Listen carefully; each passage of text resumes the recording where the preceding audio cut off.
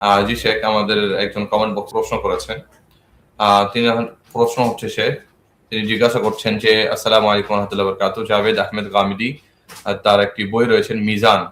তো এই বইটি পড়া কেমন এবং তার সাথে সাথে উনার কিছু আকীদা দেখেন, গামিদি হচ্ছে, আপনি যে গামিদের নাম বললেন, আসলে এরা হচ্ছে এক ধারাবাহিকতার একটা তারা কাঠি। তাদের ধারাটার নাম হচ্ছে কি মুনকিরিন হাদিস। হ্যাঁ, মানে ভারতবর্ষে কিছু মুনকিরিন হাদিসের কিছু চেন আছে, সিলসিলা, তার মধ্যে গামিদি হলো একটা। সুতরাং এরা ইনকারে হাদিসের দাওয়াত দেয় এবং তাদের পুস্তিকাতে, তাদের লিখনীতে এটা প্রকাশ পেয়েছে এবং তাদের বইগুলোকে আমরা কোনোদিনই পড়তে পারবো না। তারা হলো আসলে তাদের সুন্নাতের ইনকার করে।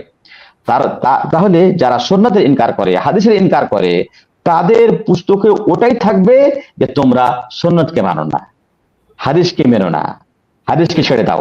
সুতরাং এই সমস্ত লোকদের পুস্তিকা পড়া একান্ত কঠোরভাবে মানা। তাদের পুস্তিকা কখনো পড়া যাবে না। আপনি বলবেন যে তাদের পুস্তিকা তো অনেক ভালো তো কথা আছে। হ্যাঁ, তাই তো বলবেন তো, তাদের পুস্তিকাতে তো অনেক ভালো কথা আছে। তো একটা কথা আছে না যে খুদ মা সাফা দা আমা কাদার। হ্যাঁ, যেটা ভালো সেটা নিয়ে নাও আর যেটা খারাপ সেটা ছেড়ে দাও। হ্যাঁ, আপনি তো এটাই বলবেন, এটাই তো ইসলামের নিয়ম নাকি?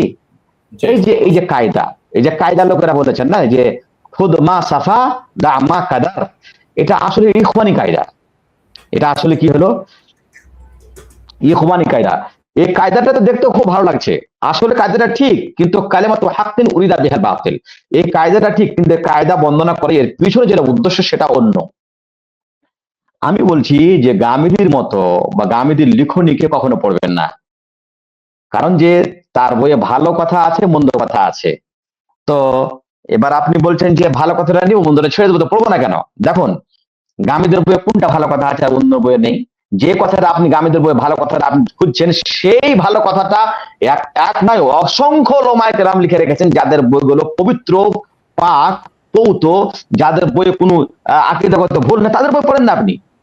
সুতরাং যেখানে যেখানে মিশ্রিত আছে সেখানে আপনি যাবেন না। একটি দোকানে আপনি চিকেন কিনতে গেছেন, তো সেখানে সন্দেহমূলক লোকেরা বলে আছে যে এখানে বিসমিল্লাহ বলে না, তার পাশে একটা দোকান আছে যে দোকানে সে খাঁটি মুসলিম। তাহলে আপনি কোন দোকানে চিকেন কিনবেন? যেখানে সন্দেহ আছে সেখানে কিনবেন।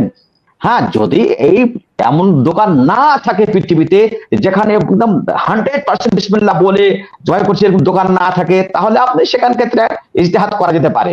কিন্তু তার পাশে ভালো দোকান আছে, সে বিসমিল্লাহ পড়ে, সবাই করে, আর তার পাশে একটা দোকানে যে বিসমিল্লাহ পড়ে গিয়ে পড়ে না, তো সন্দেহ আছে, আপনি সন্দেহজনক দোকানে কিনবেন না তো। সুতরাং যে বইয়ে ভালো আছে, মন্দ আছে, সেই বই আমরা কেন পড়বো? অথচ আমাদের সামনে এতগুলো বই আছে যাতে কোনো সন্দেহ নেই, যাতে কোনো মিশ্রিত নাই, যাতে কোনো কলুষিত নাই, যাতে কোনো ভুল নাই, যাতে কোনো মানে আকীদাগত ভুল নাই, তো সেগুলো পড়বো আমরা।